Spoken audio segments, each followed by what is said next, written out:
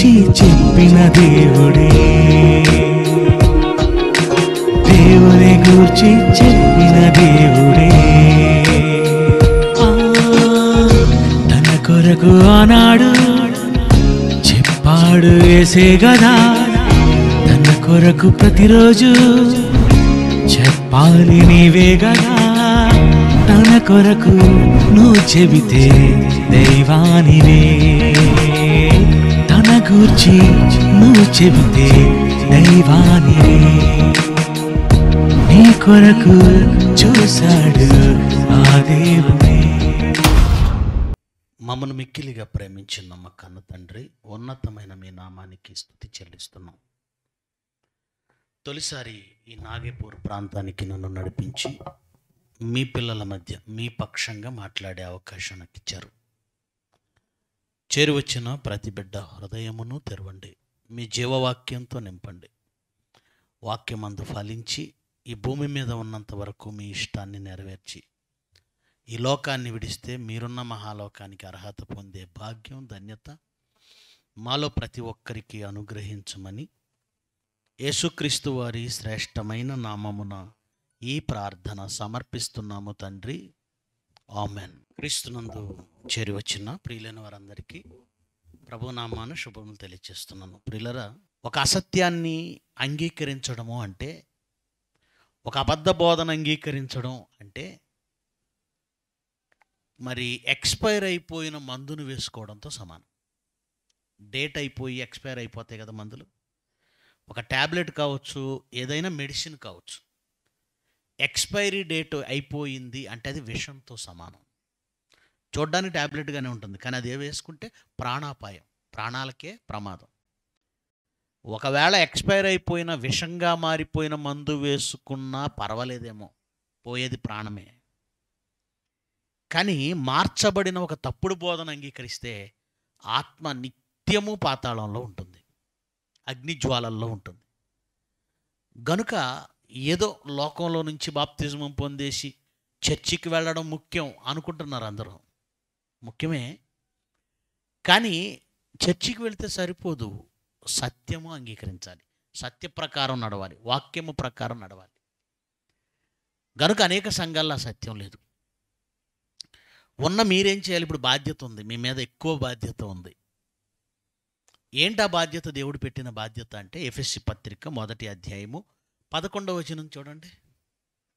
ఎఫెసీ పత్రిక 1వ అధ్యాయము 11వ వచనం చదవండి దయచేసి. మరియు క్రీస్తునందు ముందుగా నిరీక్షించిన మనం తన మహిమకు కీర్తి కలగజేయవలనని. ముందుగా నిరీక్షించిన మనం అన్నాడు. ఈ ప్రాంతాలలో సత్యమునందు ముందుగా నిరీక్షించిన వాళ్ళు, సత్యం తెలుసుకున్న వాళ్ళు మీరు. ముందుగా నిరీక్షించిన వారికి ఉన్న బాధ్యత ఏమిటి అంటే, చదవండి ఏమంటున్నాడు? ఆయన మహిమకు, ఈ సత్యవాక్యానికి, ఈ జీవవాక్యానికి కీర్తి కలుగజేయాలి.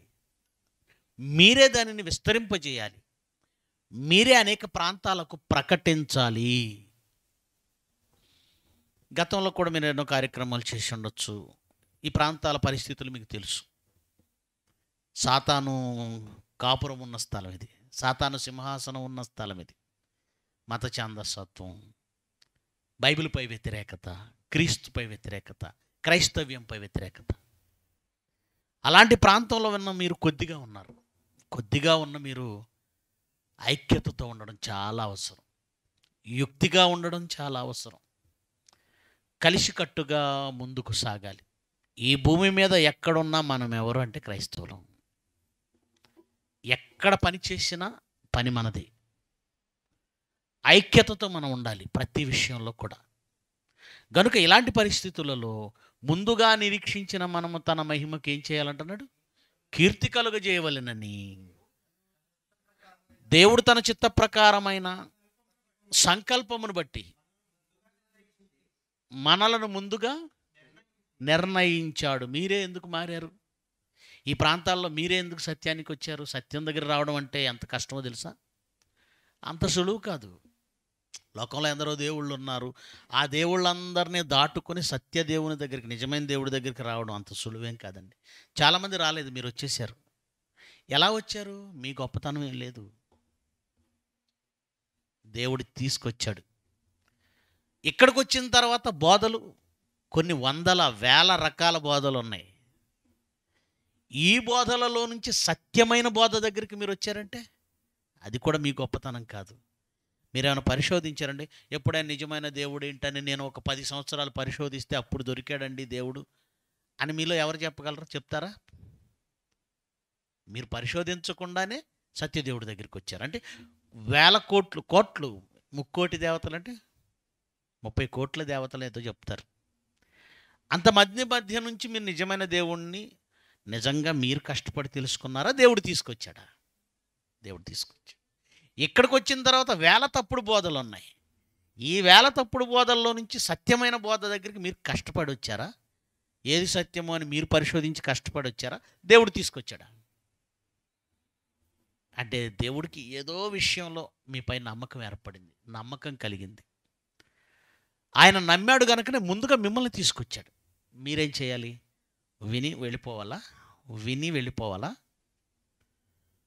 ఈ సత్యం కోసం నిలబడాలి, పోరాటం చేయాలి, 10 మంది మధ్యకు తీసుకెళ్ళాలి, ప్రకటించాలి, అనేక మందిని ఈ మార్గంలోనికి నడిపించాలి. వాళ్ళ అసత్యంలోనే ఉండి వాళ్ళు చచ్చిపోతే నరకానికి వెళ్ళిపోతారు. గనుక ప్రియులరా, ఎవరొచ్చినా, నేను కావచ్చు, ఉపేంద్రన్ కావచ్చు, రాజేంద్రన్ కావచ్చు, లేదా ప్రిన్సిపల్స్ కావచ్చు, మీరు ఎప్పుడు మిస్ కాకూడదు, పాఠాలు మిస్ కాకూడదు, వాక్యాన్ని మిస్ కాకూడదు. మీరు ఆత్మలో అభివృద్ధి చెందాలి, డెవలప్ అవ్వాలి, పని విస్తరించాలి. ఇప్పుడు 10 మందో 20 మందిగా కూడుకుంటున్న మీరు సంవత్సరం వచ్చేసరికి ఒక 50 మంది కావాలి. అంటే మీ పని పెరగాలి. గనుక ఈరోజు మీరు నేర్చుకుంటున్న ఈ పాఠాన్ని ఒకసారి ఆలోచిస్తే, అబద్ధమును ఆశ్రయించు రాజు పరిపాలన. ఏమండి, రాజుల గురించి మనకెందుకండి, మనం రాజులమా అనుకోకండి. ఈ మాట సామెతల గ్రంథము 29వ అధ్యాయంలో వ్రాయబడిన మాటనే నేను టైటిల్గా పెట్టాను. సామెతల గ్రంథము 29వ అధ్యాయము 12వ వచనం చదువుతున్నాం. సామెతల గ్రంథము 29వ అధ్యాయము 12వ వచనం. అబద్ధములను ఆలకించు రాజునకు ఉద్యోగస్తులందరూ దుష్టులుగా ఉంటారు. అబద్ధములను ఆలకించు రాజునకు ఉద్యోగస్తులందరూ అబద్ధాలు. చాలామంది అండి అబద్ధం అంటే చాలా చిన్న పాపం అనుకుంటారండి. సహజంగా మనం ఏమంటాం, నేను పెద్ద తప్పులేం చేయలేండి, అప్పుడప్పుడు చిన్న అబద్ధాలు అంటాం. ఏంటది? చిన్న అబద్ధం. అవసరానికో అబద్ధం, చిన్న అబద్ధం. అసలు అబద్ధం అనేది ఎంత భయంకరమైనదో తెలుసా? అబద్ధం వలన జరిగిన నష్టాలేంటో తెలుసా? అబద్ధం వలన కూలిపోయిన మానవ జాతి యొక్క చరిత్ర ఏంటో తెలుసా? ఆదాము అవ్వలు దేవుడు పండు తినొద్దు, తినుదినమున మీరు నిశ్చయముగా చస్తారు అన్నాడు. వెనకాల కూడా వచ్చాడు దుష్టుడు, అబద్ధికుడు. అబద్ధమునకు, ఈ ప్రపంచంలో అబద్ధమును పుట్టించిన తండ్రి, అబద్ధాన్ని కన్న తండ్రి, అబద్ధమునకు జనకుడు. జనకుడు అంటే తండ్రి అని అర్థం. వాడు అబద్ధమును పుట్టించాడు ఈ ప్రపంచంలో, కన్నాడు వాడు, తండ్రి వాడు. ఒక అబద్ధం చెప్పాడు, మీరు చావనే చావరు, పైగా ఈ పండు తిన్న దినమున మీరేమైపోతారు? దేవతలు అయిపోతారు. చస్తారని చెప్పింది దేవుడు. దేవుడు చస్తారు రా తినకండి అని దేవుడు అంటే, మీరు చావనే చావరు, పైగా తినుదినమున మీరేమైపోతారు అన్నాడు? దేవతలు అయిపోతారు అన్నాడు. వాళ్ళు దేవతలు అయ్యారా? ఆ పండు తిన్నందుకు, అబద్ధమును ఆశ్రయించినందుకు ఈరోజు ప్రపంచ గతి ఏంటో తెలుసా? ఈరోజు ఎందుకండి ఇన్ని కష్టాలు? మనకి బ్రతకడానికి ఇన్ని కష్టాలు ఎందుకండి? ఈ ప్రాంతాల్లో ఎక్కువ మంది దుబాయ్, ఖతార్, అబుదాబి, కువైట్, ఈ ప్రాంతాలకు ఎందుకు వెళ్ళిపోయారు? దేశాలు వదిలి, భార్య పిల్లలను వదిలి వెళ్ళడం అంటే ఏంటో తెలుసా? భార్యతో పిల్లలతో ఆనందంగా గడిపే బ్రతుకు లేదు. చాలామంది జీవితాలు నాశనం చేసుకుంటున్నారు.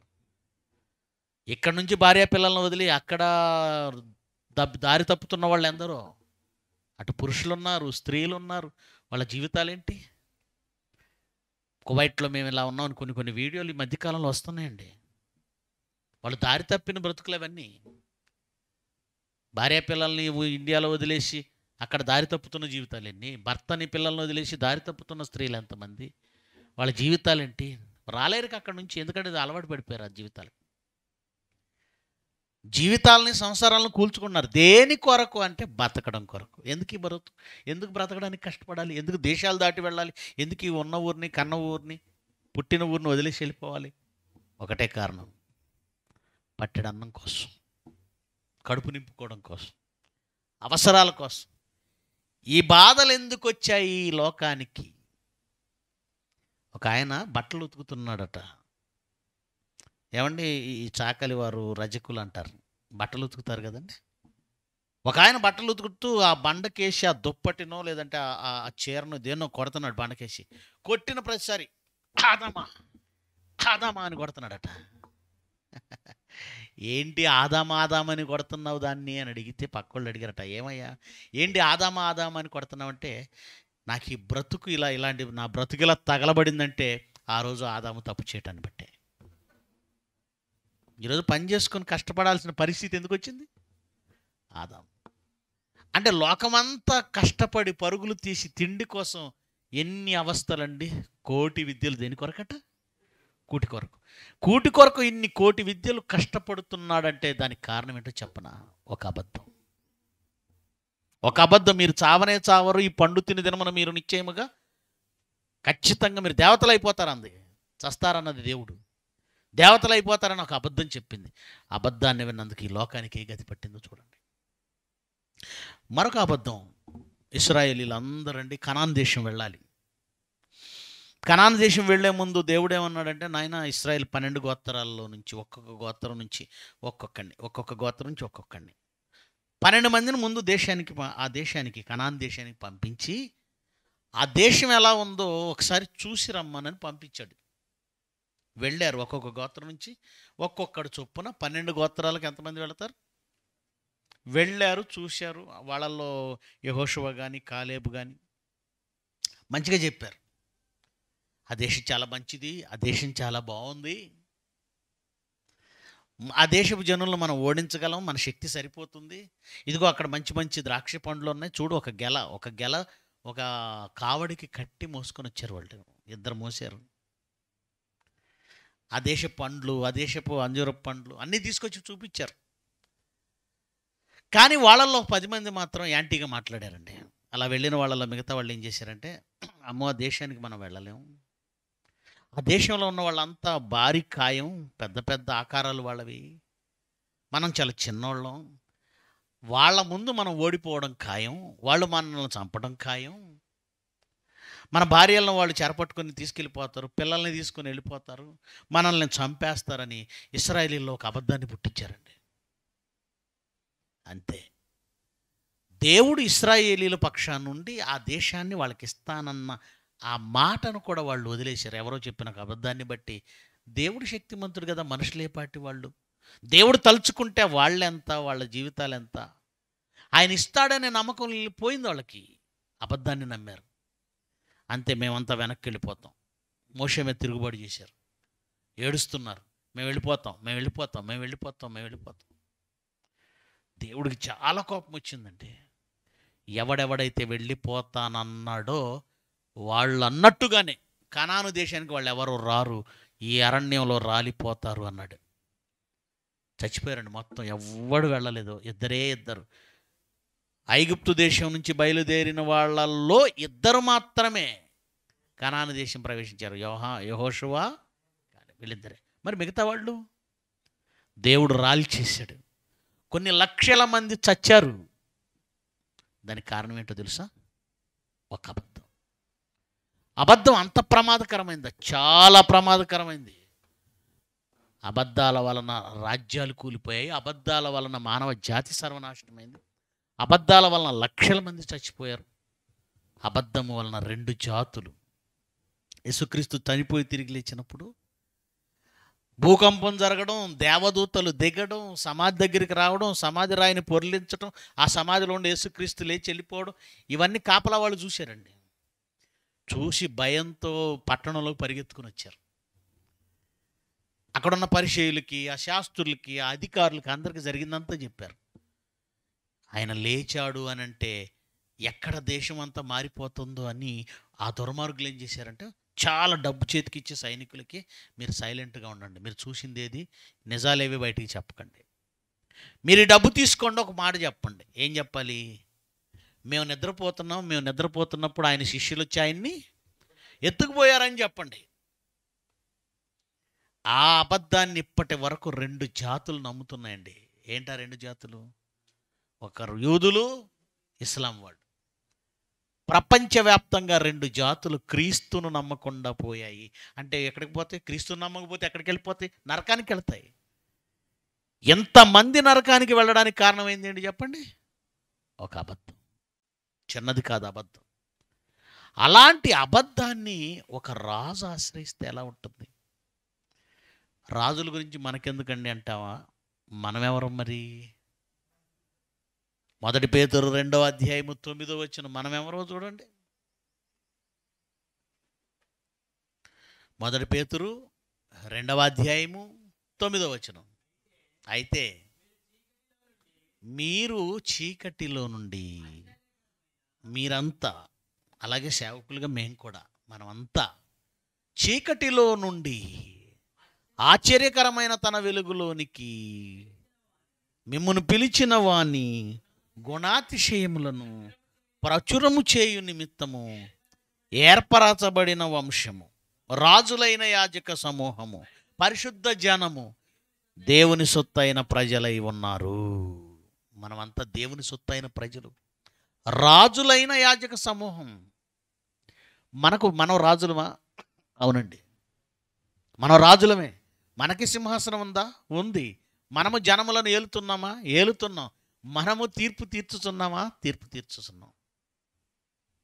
మనం రాజులు అన్నాడు. అవును, రాజుగా ఉన్న మనం ఎలా ఉండాలి అంటే అబద్ధమును ఆశ్రయించకూడదు, అబద్ధాన్ని వినకూడదు, అబద్ధాన్ని అంగీకరించకూడదు. ఏమండి, మన చుట్టూ ఎప్పుడు అబద్ధాలే ఉంటాయండి. ఈయన గురించి ఆయన నాకు అబద్ధం చెప్పొచ్చు, లేదా నా గురించి ఈయనకు ఆయన అబద్ధం చెప్పొచ్చు. మనుషులు ఎలాంటి వాళ్ళు అంటారంటే, ఒక విషయం తెలిసినా, స్వయంగా వాళ్ళు చూడకపోయినా, తెలిసినా తెలియకపోయినా, వాళ్ళు చూసినా చూడకపోయినా, ఎవరి గురించి అయినా ఏదైనా చెడ్డగా వచ్చిందంటే మనుషులకు భలే ఇంట్రెస్ట్ అండి. నీకు తెలుసా రాజు అలా అంట, అలాగా. అది నిజమా అబద్ధమా వెరిఫై చేసుకోరు, ఒకసారి చూసుకోరు. ఎవడో ఏదో చెప్పాడు, ఆ అబద్ధాన్ని తెలుసుకోకుండానే, అది నిజమో కాదో తెలుసుకోకుండానే 10 మందికి చెప్పేంతవరకు మనకు కడుపు ఉబ్బరం. కడుపు ఏమైపోతుంది? గ్యాస్ పెరిగి, గ్యాస్ ఉంటే కడుపు ఎలా పగిలిపోయేట్టు ఉంటుందో, ఈ ఈ విన్న ఈ పుకార్ని లోపల పెట్టుకోలేక మన కడుపు ఉబ్బిపోతూ ఉంటుంది. అక్క అలా అంట కదా, ఇలా అంట కదా, అయిపోయింది. ఆ అబద్ధాన్ని మనమే స్ప్రెడ్ చేసేసాం. సామాన్యమైనటువంటి లోకంలో ఉన్నవాడు ఒక అబద్ధాన్ని వింటే పర్వాలేదు, కానీ మనం రాజులైన యాజక సమూహం.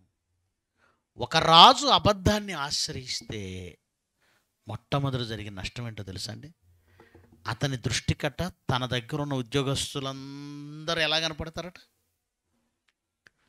చెడ్డవాళ్ళుగానే కనపడతారు. ముఖ్యంగా దేవుని పని చేసే నాయకులుగా ఉన్నవాళ్ళు చాలా జాగ్రత్తగా ఆలోచించాలండి దీన్ని.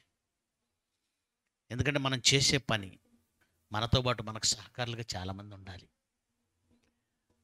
ఒక డైరెక్టర్ గారు ఉన్నారనుకోండి, మన యూనివర్సిటీ గురించి ఆలోచన చేద్దాం. ప్రసన్న బాబు గారు కావచ్చు, మేము కావచ్చు, వీళ్ళందరూ, మేమంతా ఎవరో తెలుసా? University staff. మేము ఆయన కింద ఉద్యోగస్తులు, అలాగే అడిషనల్స్, అలాగే ప్రిన్సిపల్స్, డిప్యూటీ డైరెక్టర్లు, జోనల్ వైజ్గా వాళ్ళందరినీ మానిటర్ చేసుకుంటూ, చెప్పాలంటే వీళ్ళంతా ఉద్యోగస్తులు.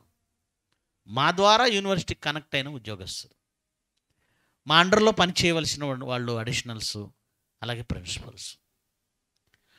ఒక ప్రిన్సిపల్ ఉన్నాడు అనుకోండి, కోఆర్డినేటర్లు, లెక్చరర్లు, ప్రిన్సిపల్ అండర్లో పనిచేసే ఉద్యోగస్తులు, అందరు ఉద్యోగస్తులు.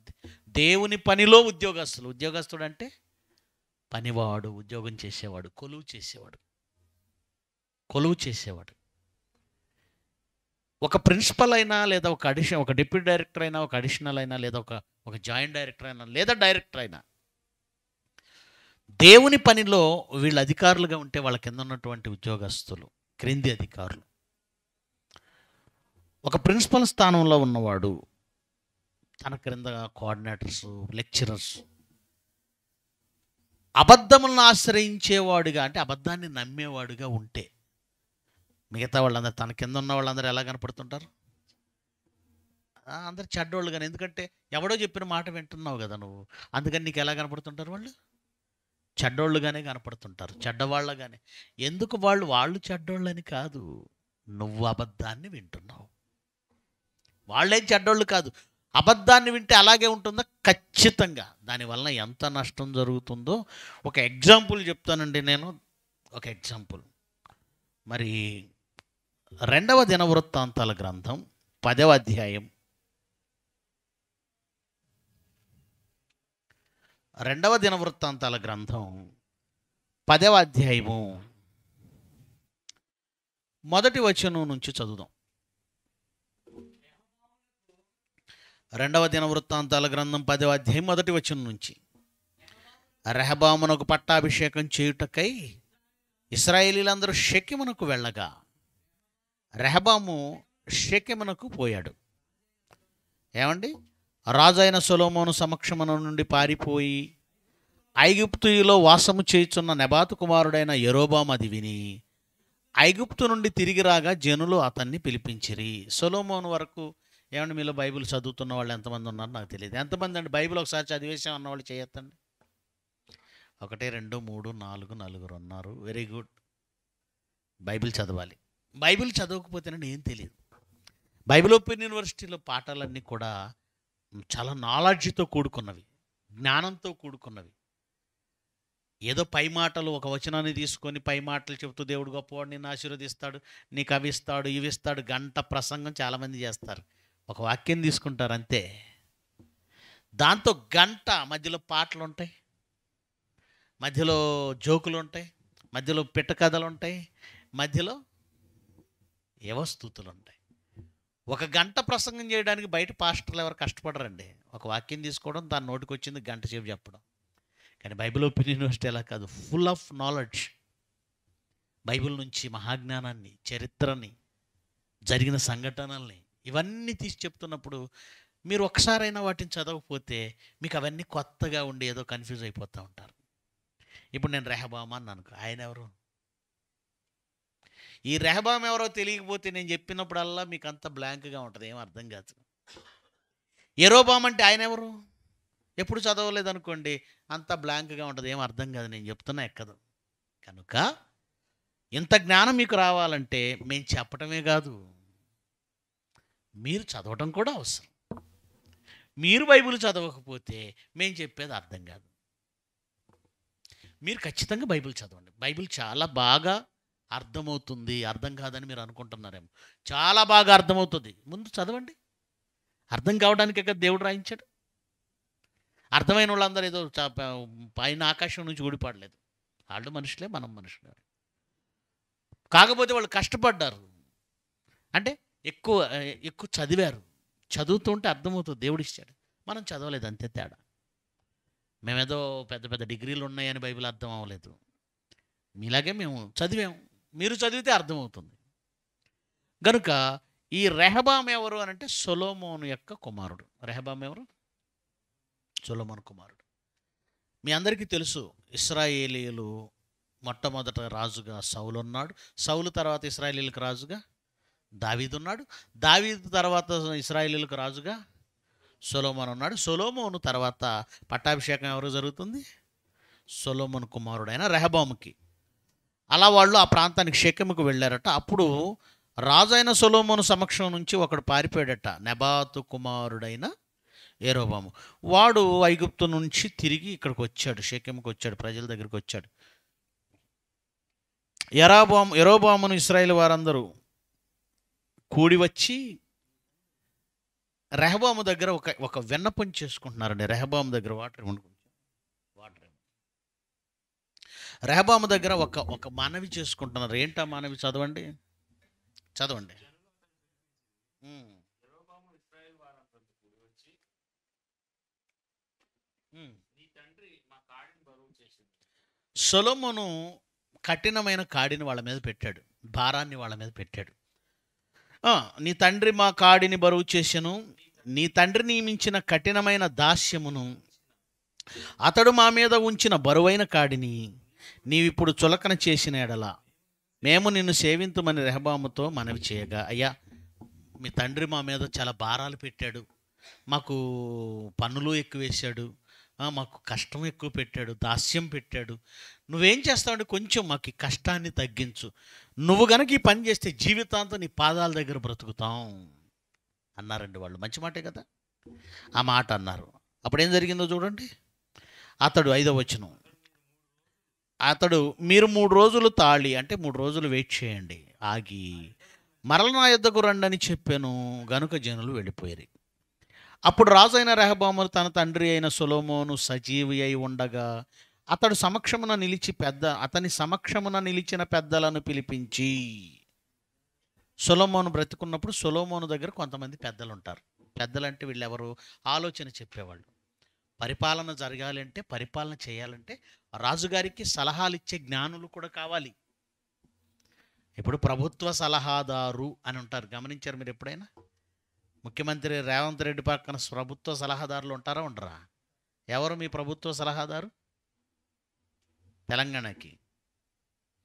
మాకైతే సజ్జల రామకృష్ణారెడ్డి, జగన్కి ఆంధ్ర కదా మాది. సజ్జల రామకృష్ణారెడ్డి అని ఉంటాడండి ప్రభుత్వ సలహాదారు. అలాగే ఇంకా చాలామంది ఉంటారు. అంటే ప్రభుత్వం చేసేవాడు, పరిపాలన చేసేవాడు, ప్రజలకు ఒక మేలు చేయాలంటే ఎలాంటి నిర్ణయాలు తీసుకోవాలో జ్ఞానము కలిగిన వారు సలహాలు ఇస్తూ ఉంటారు. ఆ పరిపాలనపై పట్టున్న వాళ్ళు సలహా ఇస్తారు. ఇప్పుడు ప్రజలందరూ వచ్చారు, ఈ యెరోబాము వచ్చాడు, అంతకుముందు సొలొమోను బరువైన కాడి పెట్టాడు, దాన్ని కొంచెం సులువు చేయమంటున్నారు, ఆ పన్నుల భారం అది తగ్గించమంటున్నారు, ఆ దాస్యం ఆ పని అంతా తగ్గించమంటున్నారు. ఏం చేద్దాం అని ఆలోచించడానికి సొలొమోనుతో పాటు పెద్దలు ఉన్నారట, సలహాలు ఇచ్చేవాళ్ళు. వాళ్ళని పిలిపించాడండి. పిలిపించి వాళ్ళని అడిగాడు ఏం చేద్దాం. అప్పుడు వాళ్ళు ఏం చెప్పారో చూడండి, 7వ వచనం. వారు, నీవు ఈ జనుల ఎడ్ల దయాదాక్షిణ్యములు చూపి వారితో మంచి మాట్లాడని ఎడల వారు ఎప్పటికీ నీకు దాసులగుదురని అతనితో చెప్పాను. వాళ్ళు ఏం చెప్పారంటే, నువ్వు వాళ్ళు చెప్పినట్టుగా చెయ్యి, వాళ్ళ భారం తగ్గించు, వాళ్ళ మీద దయ చూపించు, దయాదాక్షిణ్యాలు చూపిస్తే, నువ్వు వాళ్ళతో మంచిగా మాట్లాడితే ఎప్పటికీ నీకు దాసులుగా ఉంటారు, ఎప్పటికీ నీ కిందే పనిచేస్తారు వాళ్ళు అని ఒక మంచి సలహా చెప్పారండి. అయితే వీడేం చేశాడు చూడండి. అయితే అతడు పెద్దలు తనకు చెప్పిన ఆలోచనను త్రోసివేసి, ఎందుకు పెద్దలంటే తండ్రితో పాటు ఉన్నవాళ్ళు, పెద్దల మాటలు తోసేసి తనతో కూడా పెరిగి తన ఎదుటనున్న యవనస్తులతో ఆలోచన చేసి, మీ తండ్రి మా మీద ఉంచిన కాడిని చులకన చేయమని నన్ను అడిగిన ఈ జనులకు ప్రత్యుత్తరం ఏమి ఇవ్వవలెనని మీరు యోచించరో చెప్పురని వారిని అడగగా, ఏమండి పెద్దలను అడిగాడు కానీ ఆ సలహా పాటించలేదు. ఆ సలహా పాటించకుండా ఎవరిని అడిగాడు? తనతో పాటు పెరిగిన తన వయసు వాళ్ళు ఉన్నారు. ఏమంటే రెహబాము అంటే చిన్న కుర్రాడు కదండి, చిన్న కుర్రాడు. కుర్రాళ్ళకు పరిపాలన అనుభవం ఎక్కువ ఉంటుందా, పెద్దవాళ్ళకి అనుభవం ఎక్కువ ఉంటుందా? పెద్దవాళ్ళకి. తనతో పాటు పెరిగిన కుర్రాళ్ళని అడిగితే ఒక్కొక్కడు ఒక్కొక్క రకంగా చెప్తారు. ఏమంటే ఎప్పుడు కూడా అండి పెద్దవాళ్ళు ఎప్పుడు అనుభవశాలే, చిన్నవాళ్ళు ఎప్పుడు అనుభవం లేని వాళ్ళే. కానీ వీళ్ళు ఒక్కొక్కడు ఒక్కో రకంగా మాట్లాడుంటాడు.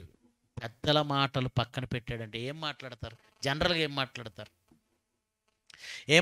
నువ్వు ఆ పెద్దల మాట వింటే నాశనం అయిపోతావు, అంతే కదా. వాళ్ళు ఎప్పుడు ముసలోళ్ళు, మీ నాన్న ఉన్నప్పుడు వాళ్ళంతా కూడా పెద్దలు, జ్ఞానులు. ఇప్పుడు వాళ్ళ మాట నువ్వెలా వింటావు? మా మాటే నువ్వు వినాలి. జనరల్గా ఈ టీం అంతా ఎలా మాట్లాడతారు చెప్పండి, ఆలోచించండి. ఓకేనా? సర్దుకున్నారా? ఇంక వినండి. సర్దుకున్నారు కదా, ఓకే వినండి. జనరల్గా అతనితో పాటు ఉన్న వాళ్ళందరికీ ఏం ఆలోచన ఉంటుంది చెప్పండి? నీ తండ్రి సముఖంలో ఉన్నటువంటి పెద్దల్ని నువ్వు కొనసాగిస్తే మరి మాకేంటి? సలహాదారులుగా వాళ్ళనే కొనసాగిస్తే ఇప్పుడు ఫ్రెండ్స్కి పదవులు ఏముండవు. ఇప్పుడు వీళ్ళకి పదవులు రావాలంటే ఏం చేయాలి? ఏం జరుగుతుందో చూడండి. లోకంలోనైనా ఏమండి, దేవుని సంఘంలోనైనా ఏం జరుగుతుంది అంటే ఇప్పుడు ఆ స్థానంలోనికి వీళ్ళు వెళ్ళాలి. ఏ స్థానంలోకి? రాజు రాజ్య సలహాదారులుగా వీళ్ళు ఉండాలి. వీళ్ళు ఉండాలంటే ఏం చెప్తారు? మీ నాన్నతో పాటు ఉన్నారంటే అనుభవజ్ఞులరా, వాళ్ళ మాట వినరా అని చెప్తారా పక్క నుండి? నీకు తెలియదు, వాళ్ళు ముసలోళ్ళు, వాళ్ళకేం తెలుసు, పక్కన పెట్టి మేమంతా లేము. మంచి మంచి ఆలోచన. ఎందుకు వాళ్ళు చెప్పిన అబద్ధాలు వినేశాడండి. ఎవరి మీద అబద్ధాలు చెప్పారు? వాళ్ళు మీ నాన్న ఉన్నప్పుడు ఎన్ని చెప్తారని చెప్పే అవకాశాలు ఎన్ని ఉంటాయి? ఎన్ని రకాలుగా చెప్పే అవకాశం ఉందో మీరు ఆలోచించండి. మీ నాన్న ఉన్నప్పుడు మీ నాన్న పక్క నుండి ఎంత దోచుకున్నారో తెలుసా? వాళ్ళు ఎంత తిన్నారో తెలుసా? ఇవన్నీ వస్తాయా రావా? వస్తాయి. కనుక ఏమండి, ఒక డిప్యూటీ డైరెక్టర్ అవ్వాలి అనుకున్నాడు అనుకోండి, ఏం చేస్తాడు? ఆల్రెడీ డిప్యూటీ డైరెక్టర్ నా సంతోషానికి పొగబెడితే ఆయన పంపించేస్తే నేను అవ్వచ్చు అనుకుంటాడు. అంతేగా? ఒకడు ప్రిన్సిపాల్ అవ్వాలనుకున్నాడు అనుకోండి, ఉన్న ప్రిన్సిపాల్స్కి పొగబెడితే వాళ్ళు వెళ్ళిపోతే ఆ స్థానంలోకి రావాలి. ఒక కోఆర్డినేటర్ అవ్వాలనుకున్నాడు అనుకోండి, ఉన్న కోఆర్డినేటర్కి పొగబెడితే ఆడు వెళ్ళిపోతే నేను అవ్వచ్చు. సొలొమోను దగ్గర ఉన్నటువంటి సలహాలు ఇచ్చి ఈ పెద్దలకు పొగబెట్టి పంపించేయాలంటే వాళ్ళ మీద ఉన్న మాట చెప్పాలా, అబద్ధాలు చెప్పాలా? అది వాళ్ళు వచ్చేసింది. ఎప్పుడైతే తనతో పాటు పెరిగిన ఈ కుర్రవాళ్ళ మాట విన్నాడో ఈ రెహబాము, పెద్దవాళ్ళని పక్కన పెట్టేసి వీళ్ళు చెప్పిన మాటను తీసుకున్నాడు. అంటే పెద్దవాళ్ళ విషయంలో వీళ్ళు ఏం చెప్పు ఉండాలి? అబద్ధాలు చెప్పారు. ఎప్పుడైతే వాళ్ళ అబద్ధాలు నమ్మి పెద్దవాళ్ళను పక్కన పెట్టి, వాళ్ళు నిజాలు చెప్పుంటే పెద్దవాళ్ళని పక్కన పెట్టాల్సిన అవసరం లేదు కదండి. పెద్దవాళ్ళను పక్కన పెట్టారంటే ఖచ్చితంగా వాళ్ళ అబద్ధాలు విన్నాడు, వాళ్ళు అబద్ధాలే చెప్పారు. ఎప్పుడైతే వాళ్ళని పక్కన పెట్టి వీళ్ళ సలహా విన్నాడో, వీళ్ళేం చెప్తున్నారు చూడండి. సలహా వీళ్ళేం చెప్తున్నారు చూడండి. ఇదిగో 10వ వచనం 2వ భాగం. అతనితో కూడా పెరిగిన ఈ యవనస్తులు అతనితో ఇట్లా అన్నారు, నీ తండ్రి మా కాడిని బరువు చేసెను, నీవు దాన్ని చులకన చేయమని నీతో పలికిన ఈ జనులతో నువ్వు ఈ మాట చెప్పు. ఆ పెద్దవాళ్ళ మాట విన, మాకు మేము చెప్పినట్టు చెప్పు. వీళ్ళేం చెప్తున్నారు? వీళ్ళ మాట చూడండి. నా చిటికన వ్రేలు నా తండ్రి యొక్క నడుము కంటే మా నాన్న నడుము ఎంత బరువు ఉంటుందో నా చిటికన వేలే అంత బరువు ఉంటుంది అన్నాడు. అంటే దాని అర్థం ఏంటి? మీకు బరువు తగ్గిస్తాననే ఇంకా పెంచుతాననే? మా నాన్న నడుము ఎంత బరువు ఉంటుందో నా చిటికన వేలు అంత బరువు. వీడి చిటికిన వేలే అంత బరువు అయితే ఇంకా నడుము అంటే దాని అర్థం మీ మీద భారం పెంచుతానే తప్ప తిరిగి తగ్గించను అన్నాడు. ఎవరి మాటలు విని ఈ మాటలు పలుకుతున్నాడు? తనతో పాటు పెరిగిన ఈ పోకిరి వెధవల మాటలు విని. వాళ్ళ మాటలు ఎందుకు అన్నాడు? పెద్దల మీద ఎన్ని అబద్ధాలు చెప్తే ఆ మాట పక్కన పెట్టేశాడండి. నువ్వు వాళ్ళ మాటలు వింటే నాశనం అయిపోతావు, వాళ్ళ మాటలు వింటే చంకనాగిపోతావు, ఇలాంటివన్నీ వచ్చి ఉంటాయి. వాళ్ళ మాటలు వింటే నీ రాజ్యం అంతా పాడైపోద్ది, వాళ్ళ మాటలు వింటే ఇలా మాట్లాడి వాళ్ళను పక్కన పెట్టి వీళ్ళ మాట వినేలా చేశాడు. అప్పుడు ఏం జరిగిందో చూడండి. 10వ వచనం, 11వ వచనం. నా తండ్రి బరువైన కాడి మీ మీద మోపెను కానీ నేను ఈ కాడిని మరింత బరువు చేయుదును. నా తండ్రి మిమ్మును చబుకములతో దండించెను కానీ నేను, చబుకములు అంటే ఒక క్యాడర్, కొరడాలంటే ఇంకో క్యాడర్. అన్ని కొరడాల లాంటివేనండి. చబుకాలు కూడా కొరడాల లాంటివి, కాకపోతే కొరడాల కంటే కొంచెం తక్కువ. నా తండ్రి మిమ్మును చబుకములతో శిక్షించను కానీ నేను మిమ్మును కొరడాలతో కొట్టింతును, మిమ్మల్ని దండించేదనని చెప్పాను. 3వ దినమందు నా యొద్దకు తిరిగి రండి అని రాజు చెప్పిన ప్రకారం యెరోబాము జనులందరూ 3వ దినమందు రెహబాము నొద్దకు రాగా యాజ్ ఇట్ ఈజ్ చెప్పాడంటే, నా తండ్రి నడుం కంటే నా చిటికిన వేలు బరువు. ఆయన మిమ్మల్ని చబుకములతో దండిస్తే నేను కొరడాతో దండిస్తాను అన్ని పెద్దల సలహాలను పక్కన పెట్టేసి, తనతో పాటు పెరిగిన కుర్రాళ్ళ అబద్ధాలన్నీ నమ్మేసి వీళ్ళ సలహాలే సూపర్ ఉంటాయి అనుకొని ఈ అబద్ధాన్ని నమ్మి పెద్దవాళ్ళని ఎలా చూశాడు? మంచి సలహా ఇచ్చిన పెద్దవాళ్ళని వాళ్ళని దుష్టులుగా, దుర్మార్గులుగా, ఉద్యోగస్తులందరినీ, అప్పుడు ఆల్రెడీ ఉన్న ఉద్యోగస్తులందరినీ ఎలా చూశాడు? వాళ్ళని నమ్మనందుకే కదా వీళ్ళ మాటలు విన్నాడు. అప్పుడు ఏం జరిగిందో చూడండి.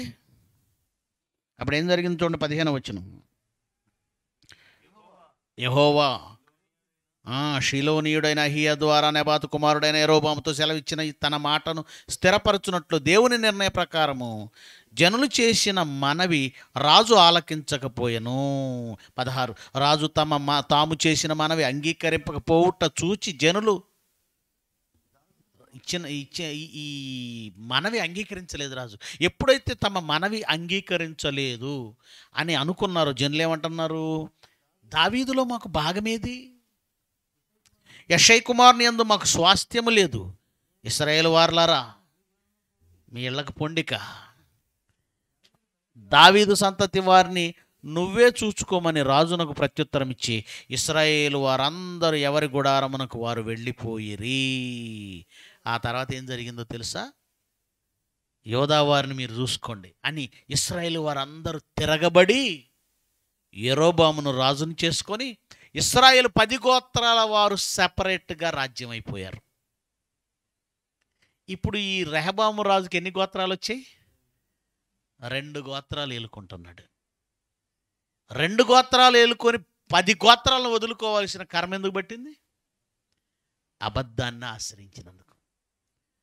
అబద్ధాలు, తన ఫ్రెండ్స్ చెప్పిన అబద్ధాలు విని పెద్దల మాటలను పక్కన పెట్టినందుకు తన రాజ్యం 2 ముక్కలయ్యింది. తన రాజ్యం 2 ముక్కలయ్యింది. 2 గోత్రాలే తనకు దక్కాయి, 10 గోత్రాలు పోయాయి. అంటే అబద్ధములను ఆశ్రయించు రాజు పరిపాలనలో రాజ్యం కూడా ఏమైపోయింది? 2 ముక్కలు. తన ఉద్యోగస్తులందరినీ ఎందుకు 2 ముక్కలైంది? తన దగ్గర ఉన్నటువంటి ఉద్యోగస్తులు, తన తండ్రి దగ్గర ఉన్న ఉద్యోగస్తులను ఎలా చూశాడు? చెడ్డవారిగా చూశాడు, దుష్టులుగా చూశాడు. దాని పర్యవసానం రాజ్యమే 2 ముక్కలైంది. అంటే ఒక పరిపాలనకు కావలసింది ఏంటన్నమాట? నిజం, నమ్మకం. తన క్రిందున్న వాళ్ళ మీద నమ్మకం. తాను నిజాన్ని అంగీకరించాలి, అబద్ధాన్ని కాదు.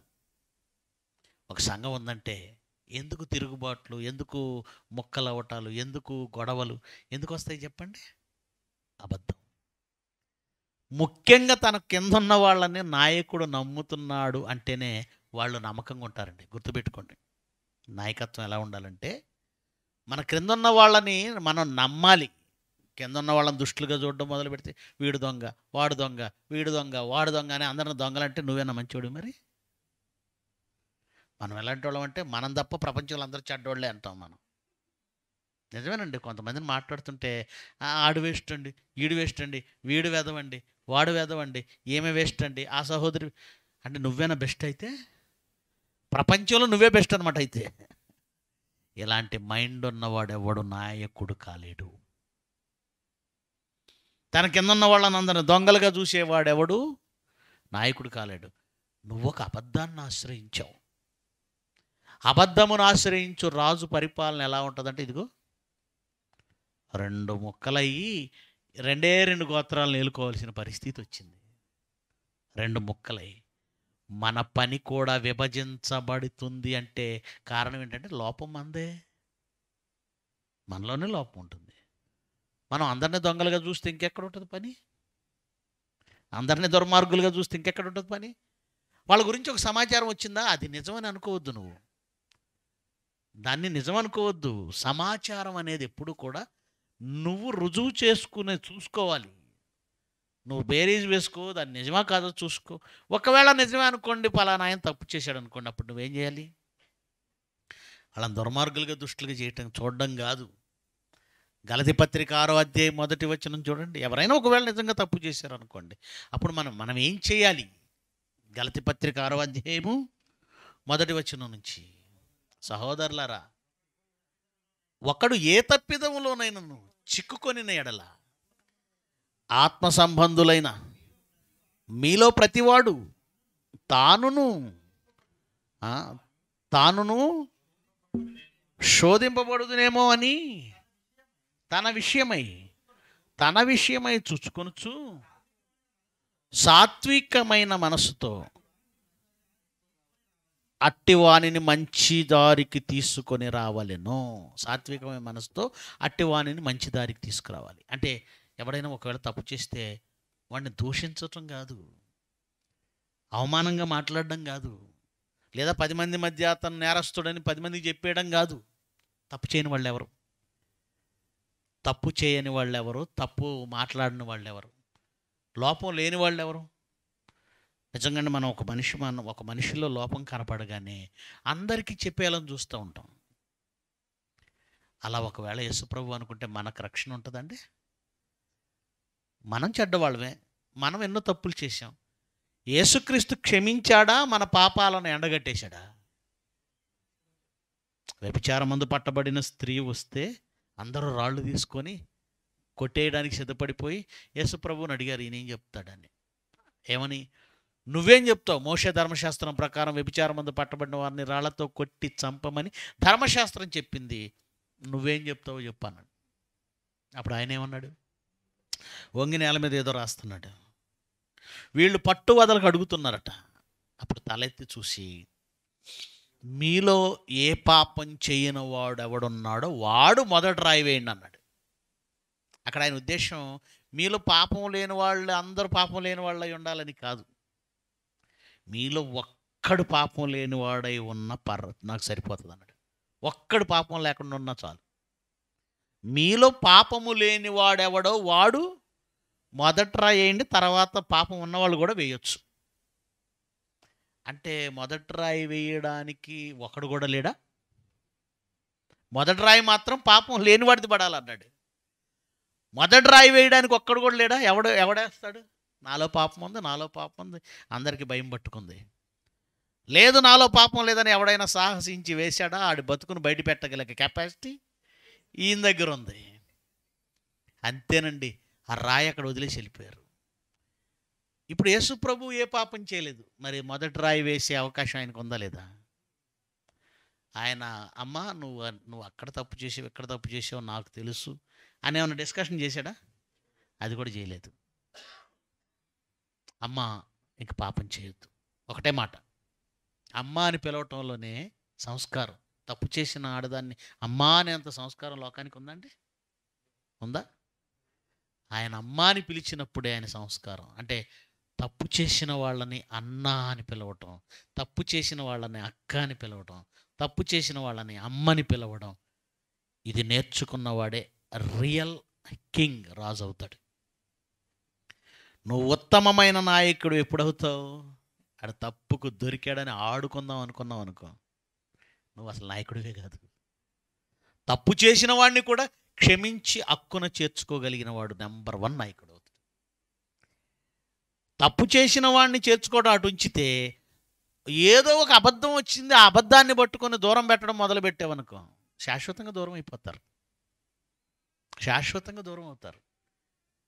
రెహబాము చేసిన పని అదే. ఎవరో చెప్పిన మాటలు విని వాళ్ళందరినీ 10 గోత్రాల వాళ్ళని పోగొట్టుకున్నాడు. ఈరోజు గొడవలు ఎందుకు వస్తున్నాయి చెప్పండి? సంఘాలలో గొడవలు, కళాశాలల్లో గొడవలు, వీళ్ళు వాళ్ళు. ఎవరి అబద్ధాలను నువ్వు నమ్మి ఒక వ్యక్తిని కాదనుకుంటే రాజ్యం ముక్కలైనట్టే, సంఘం కూడా ఏమవుతుంది? ముక్కలవుతుంది. గనుక నీతో పాటు సహకారులుగా ఉన్న వాళ్ళు ఉద్యోగస్తులే, వాళ్ళ మీద ఏ అబద్ధాన్ని ఎప్పుడు నమ్మకూడదు. అబద్ధమును ఆశ్రయించావా, నమ్మావా, చాలా ప్రమాదం. ఆ అబద్ధాలు సమాజంలో ఎలాంటి నష్టాలు మిగిల్చాయో ఒకసారి చూద్దాం. ఇర్మియా గ్రంథం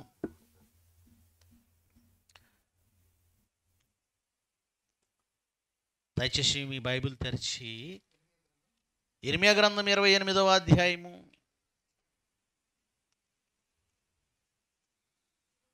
28వ అధ్యాయము మొదటి వచనం నుంచి చదువుదామా?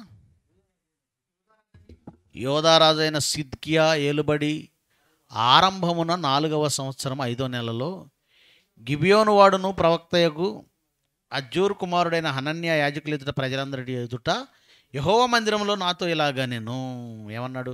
ఇశ్రాయేలు దేవుడును సైన్యములకు అధిపత్యగు యెహోవా ఇలాగు సెలవిచ్చుచున్నాడు, నేను బబులోను రాజు కాడి విరిచి ఉన్నాను.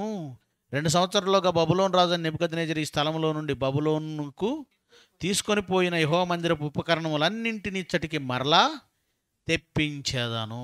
ఒకడు హనన్య అనేటువంటి ఒక ప్రవక్త ఒక అబద్ధాన్ని ప్రకటిస్తున్నాడండి. 2 సంవత్సరాల్లో నేను బబులోను రాజుని వెనక్కి పంపించేస్తాను, వాడు తీసుకెళ్ళినవన్నీ వెనక్కి వచ్చేస్తాయి అని ఒక అబద్ధాన్ని ప్రకటిస్తున్నాడు. అప్పుడు ఇర్మియా ఏమంటున్నాడో చూడండి, 5వ వచనం. అప్పుడు ప్రవక్త అయిన ఇర్మియా యాజకుల ఎదుట యెహోవా మందిరంలో నిల్చున్న ప్రజలందరి ఎదుట ప్రవక్త అయిన హనన్యాతో ఎట్లా, నేను అలాగ జరిగితే మంచిదే నాయనా, అలా జరగాలనే నేను కోరుకుంటున్నాను. ఎందుకంటే యెహోవా మందిరంలోని ఉపకరణాలన్నీ వెనక్కి వస్తే మంచిదే కదా. అలాగూ జరుగునుగాక, జరగాలి. యెహోవా అలాగనే చేయునుగాక. యెహోవా మందిరపు ఉపకరణములన్నింటినీ చెరగుని పోబడిన వారినందరినీ యెహోవా బబులోనులో నుండి ఈ స్థలమునకు తెప్పించి నీవు ప్రకటించిన మాటలను నెరవేర్చునుగాక. నువ్వు అలా చేస్తే బాగుండు. అయినను నేను నీ చెవులలోను ఈ ప్రజలందరి చెవులను చెప్పుచున్న మాట చిత్తగించి విను. దయచేసి ఈ మాట విను, నా మాట విను. అనన్య, నేను చెప్పే మాట విను. నువ్వు చెప్పింది జరిగితే బాగుండు, అలా జరగాలని నేను కూడా కోరుకుంటున్నాను. కానీ అసలు నిజం ఏంటో నేను చెప్తా వినన్నాడు. నాకును నీకును ముందుగన్న ప్రవక్తలు అనేక దేశములకు మహారాజ్యములకు విరోధముగా యుద్ధములు జరుగున సంభవించునని తెగులు కలుగునని పూర్వకాలమందు ప్రకటించుచు వచ్చిరి. ఆల్రెడీ కీడు జరగాలని, యుద్ధాలు జరగాలని, క్షామం వస్తుందని, నాశనం జరుగుతుందని ఆల్రెడీ ముందు ప్రవక్తలు చెప్పారు. చెప్పింది జరగాలి, చెప్పింది ఏమవ్వాలి, జరగాలి. కానీ నువ్వేమంటున్నావు, అది జరిగే కాలం వచ్చేసరికి అది జరగదు అని నువ్వు అంటున్నావు. అంటే ఇప్పుడు ప్రవక్తలు చెప్పినవన్నీ ఏమవుతాయి? అంటే నువ్వు అబద్ధాలు అనుకుంటున్నావా వాటిని? నువ్వు చెప్పినట్టుగా మంచి జరిగితే సంతోషమే, నా ఇశ్రాయేలు జనులకు మంచి జరగాలి, నేను అదే కోరుకుంటా. కానీ ఆల్రెడీ ప్రవక్తలు కీడు జరుగుతుందని చెప్పిన తర్వాత మంచి జరుగుతుందని నువ్వు ఎలా చెప్తావు అన్నాడు. అంటే ఇర్మియా దేని మీద ఆధారపడుతున్నాడు? ప్రవక్తల గ్రంథాలు, ప్రవక్తలు చెప్పిన ఆల్రెడీ చెప్పబడిన మాటలు, వ్రాయబడిన మాటలు. మనం కూడా same to same Bible open university same అండి. మనమేం బైబిల్ మీద ఆధారపడతాం, ఆల్రెడీ వ్రాయబడిన వాటిని చెప్తాం. కానీ లోకంలో ఉన్న ప్రవక్తలు, లోకంలో ఉన్నటువంటి వాళ్ళు నీకు క్షేమం కలుగునుగాక అంటారు. భారతదేశమా, భారతదేశం కోసం ప్రార్థిద్దాం అంటారు. సమాధానం లేని సమయమున సమాధానం సమాధానం అని ప్రకటించుతూ నా జనుల గాయములను వాళ్ళు ఏం చేస్తుంటారు? అలాగా ప్రవక్త అయిన ఇర్మియా అంటున్నాడు, పూర్వకాలమందు ప్రకటించిన ప్రవక్తలు తెగులు కలుగును, కీడు సంభవించును, యుద్ధాలు జరుగునని ప్రకటించారు.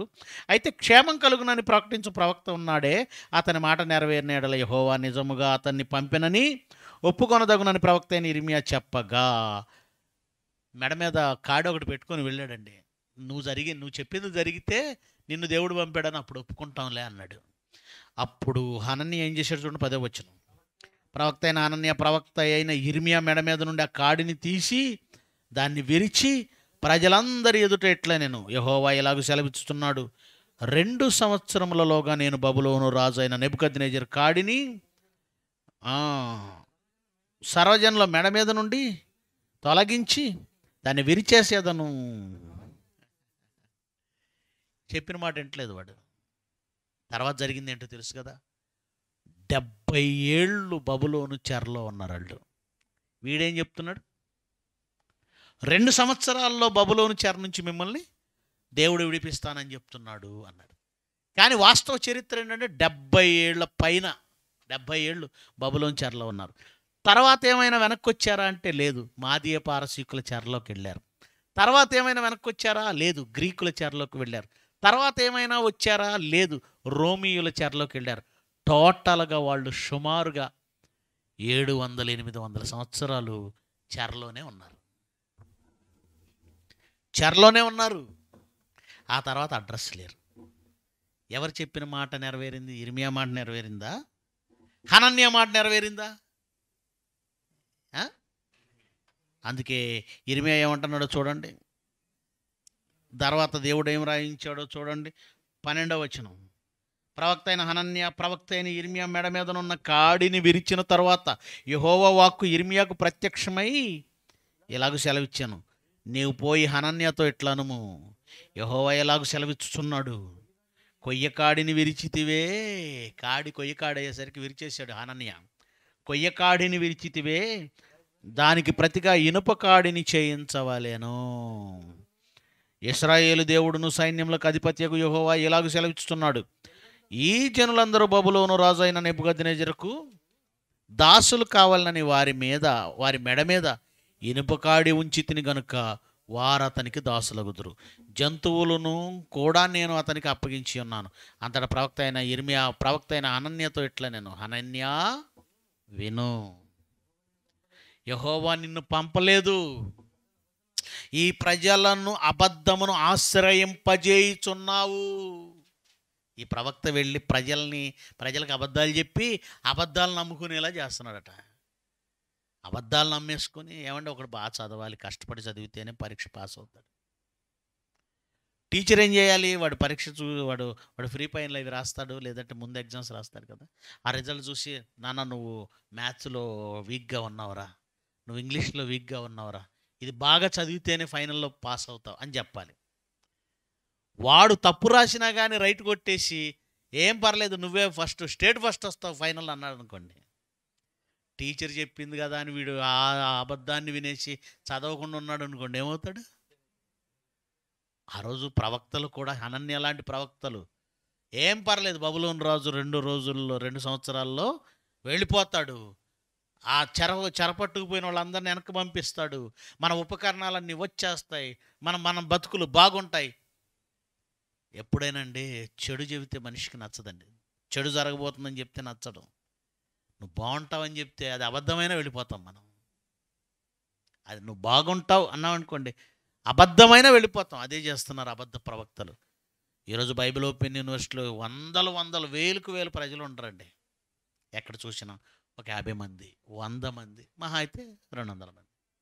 మరి మిగతా సంఘాలలో ఎందుకు వేలకు వేలు ఉంటారు? అక్కడంతా అబద్ధాలే. దేవుడు బహుగా నిన్ను ఆశీర్వదించును. మా ఇంటి ముందు మన చర్చి ముందు ఇంకో చర్చి ఉందండి, ఆపోజిట్లోనే. ఎప్పుడు చూసినా దేవుడు మిమ్మల్ని దీవిస్తాడు, దీవిస్తాడు. ఆ చర్చికి వెళ్ళే ఒక సహోదరి, ఈ డ్వాక్రా గ్రూపులు ఉంటాయి కదా, మీ దగ్గర ఉన్నాయా?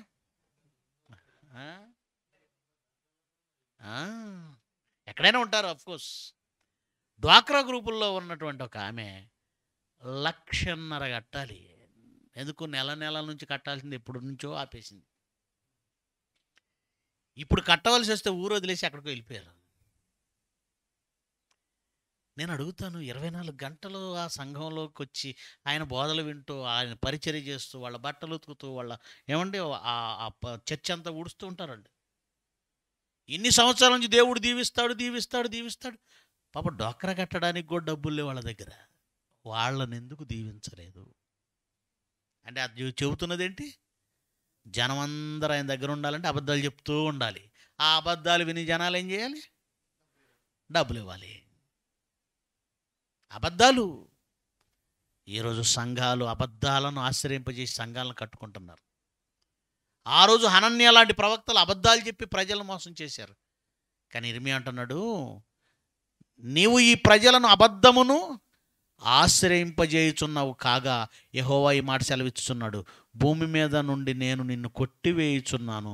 యెహోవా మీద తిరుగుబాటు చేయుటకై నీవు జనులను ప్రేరేపించితివి గనక ఈ సంవత్సరము నువ్వు చస్తావని చెప్పాడు. ఆ సంవత్సరమే 7వ నెలలో ప్రవక్త అయిన హనన్య ప్రజలు అబద్ధాన్ని నమ్ముకుని, తర్వాత ఏం జరిగింది తెలుసా? రాజు నమ్మాడు, ప్రజలు నమ్మారు. హనన్య అనేవాడు అబద్ధాలు. ఆ తర్వాత జరిగింది టోటల్గా ఇశ్రాయేలీలంతా చెరలోకి వెళ్ళిపోయారు. అష్షూరు చెరలోకి, బబులోను చెరలోనికి. కనుక ప్రియులారా, ఒక అబద్ధం ఎంత నష్టాన్ని కలిగిస్తుందంటే, ఆ అబద్ధం దేశాలను నాశనం చేసింది, లక్షల మంది ఇశ్రాయేలీలను నాశనం చేసింది. యేసుక్రీస్తు విషయంలో ఒక అబద్ధం నమ్మే 2 జాతులు రక్షణకు దూరం అయిపోయాయి. ఆ అబద్ధాలను ఒక రాజు ఆశ్రయిస్తే తన రాజ్యమే ఏమైపోయింది? 2 ముక్కలైంది. ఇప్పుడు రాజుగా దేవుని పక్షంగా నువ్వెవరు? రాజువి. నువ్వు గనక అబద్ధాలు విన్నావా, నీ దగ్గర ఉన్నటువంటి ఉద్యోగస్తులందరినీ ఎలా చూడడం ప్రారంభిస్తావు? దుష్టులుగా, దొంగలుగా. ఏమండి, ప్రతి మనిషిలో ఒక లోపం ఉంటుందండి. నాలో లేదా లోపం? మీలో లేదా? నువ్వు తప్పు చేయవా, నేను తప్పు చేయనా, అబద్ధాలు చెప్పవా? మనలో కూడా లోపాలు ఉన్నాయి, కానీ ఎదుటివాడు ఏదైనా పొరపాటుకు దొరికాడంటే మనం వాడిని దుర్మార్గుడిగా చిత్రీకరిస్తాం. తప్పు. సహోదరులను దుష్టులుగా దుర్మార్గులుగా చూడడం మొదలుపెట్టావా, అయితే నీ పని ముక్కలవటం ఖాయం. నీ పని ముక్కలవడం ఖాయం. కారణం, దేవుడు చెప్పిన మాట నెరవేరాలి. మరి దేవుడు చెప్పింది నెరవేరాలి కనుక మనం ఐక్యతతో ఉండాలి. ఎప్పుడు కూడా పరిధులు నియమించుకోకండి. ఎప్పుడు కూడా మేము ఇంతవరకే అని సరిహద్దులు గీసుకోకండి. మనమంతా ఒక్కటి. ఆంధ్రాలో ఉన్నా, తెలంగాణలో ఉన్నా, ఏమండి రాయలసీమలో ఉన్నా, మహారాష్ట్రలో ఉన్నా, ఇండియాలో ఉన్నా, దుబాయ్లో ఉన్నా, సత్యము కోసం నిలబడిన మనం ఎక్కడున్న అందరూ మన వాళ్ళే. అందరం కలిసి పని చేయాలి. అసత్యంపై పోరాటం చేయాలి. దేవుని పిల్లల అనేకులను సత్యం వైపు మనం మళ్ళించాలి. అలాగూ మీరు కేవలం విని విడిచిపెట్టారా, దేవుని దృష్టికి నేరస్తులు అవుతారు. విన్న వాక్యాన్ని అనేక మందికి ప్రకటించి దేవుని వైపు మళ్ళించారా, దేవునికి ఇష్టలుగా మారుతారు. ఇష్టలుగా ఉంటారో దేవుని దృష్టికి నేరస్తులు అవుతారో మీరే నిర్ణయం తీసుకోండి.